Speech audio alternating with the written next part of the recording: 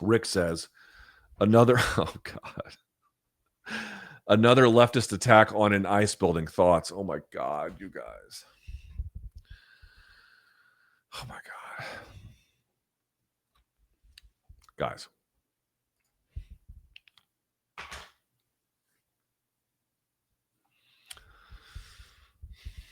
I am begging you to not be so gullible. I do not know enough about Tyler Robinson, the alleged killer of Charlie Kirk, to give you a full understanding of his political leanings and or to what extent that influenced his decision to shoot Charlie Kirk. It appears that there might be something to that, but we don't yet really have enough to fully connect the dots. We don't really know enough about him to say that from a strong evidentiary way. It could very well be the case that it was, in which case we have to confront that fact at that time, but still enough remains unknown, or at least unclear, that we don't have a complete picture. We have even less in this particular case. What we do have is, you saw that they tweeted out, which from an evidentiary standpoint, in terms of like any kind of trial you might be, well, I guess the guy killed himself, so it doesn't matter, but like just tweeting out stuff like that has legal implications. In fact, I don't know if you guys saw this, 2 of the charges were dropped, some of the more serious ones, against Mangione, because his lawyer's like, this motherfucker's not going to get a fair trial. And they're going to keep pursuing that to the point where, like, dude, I'm not saying Mangione is going to get off, but like the state going out there and politicizing or,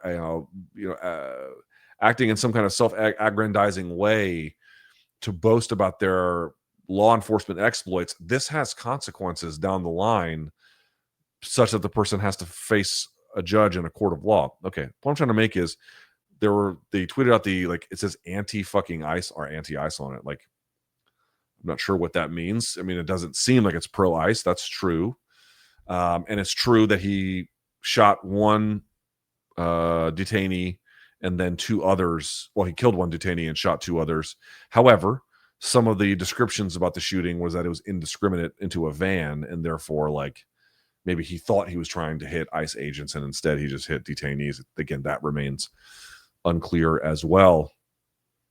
Did you guys see this article from Ken Klippenstein? Here we go. Here. Let me show you this. Let me show you this.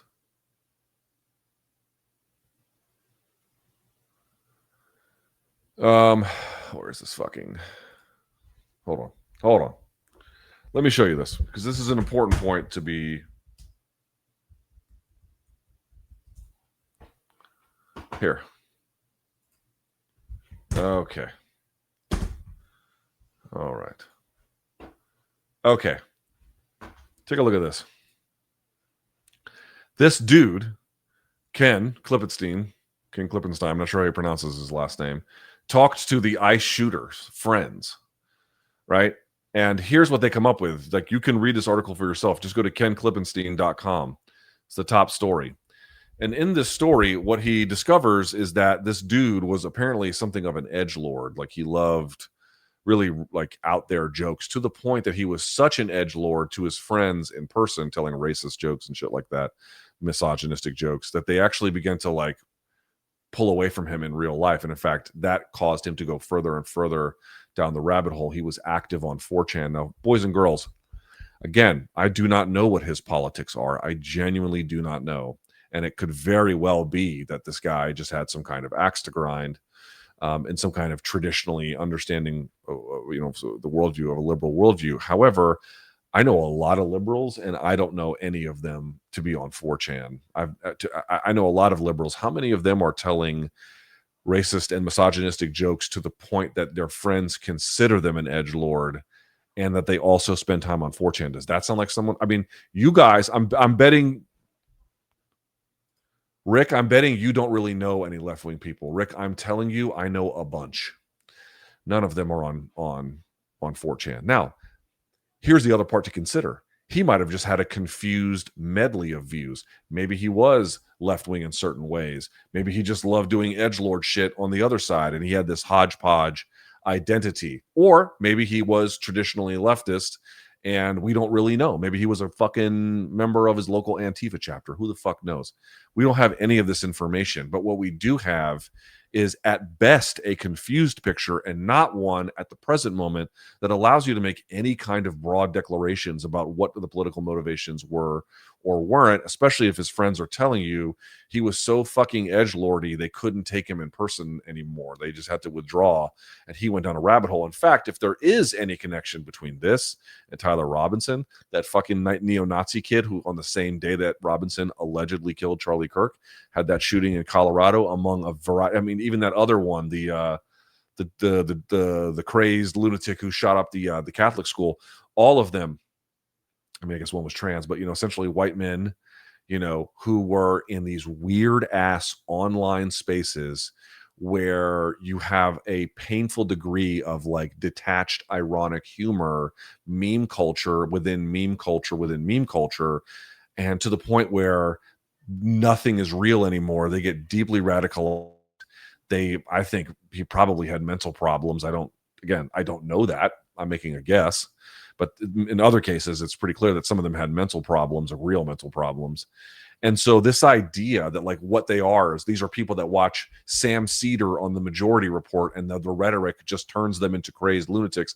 Guys, this is the ideological argument equivalent of reefer madness, right? Where again, in the mid to sort of 2/3 of the way into the 21st century or 20th century, they're making movies about how smoking marijuana turns essentially black men into sexual predators, and of course it's just all fucking nonsense.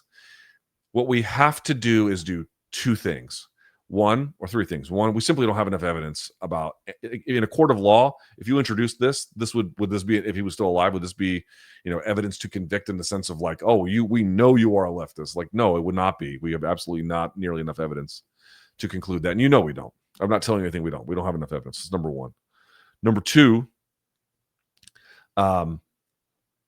we need to, like, so many of these shooters are young white dudes in these deep rabbit holes in these weird ass online spaces, getting to a point where murder becomes part of this meme culture of ironic detachment. It seems to me that might be a bigger problem than any kind of ideological valence one way or the other. And then the last thing I'm going to say, and this is actually quite important, guys, I am fucking begging you to not be so gullible. These people in this administration will just lie about anything.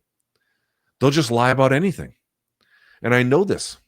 They lied about the being an emergency of crime in DC. There was absolutely no fucking crime emergency. And then, even if you don't want to believe that, which is just demonstrably true, then they get out there and they say, oh, now people are opening up and now restaurants are having more people than ever. And then they're making reservations in ways that they never had. And people are so excited. Meanwhile, tourism industry down, restaurant industry down, bar industry down.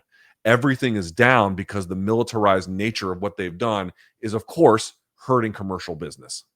But what are they saying? They're just saying exactly the opposite. They're just saying anything. They'll say fucking anything. They'll just lie. You must be more skeptical of power, particularly these bozos in power. They'll just lie. They have no problems lying. They'll say anything. They'll say absolutely fucking anything. So if we get more information that this dude clearly had some kind of partisan valence, and even if it is confused, it's majority one or the other, and let's say it is left wing, then we need to review that. But based on what we have and based on who's delivering the information, you would be foolish to not have a vastly stronger degree of skepticism.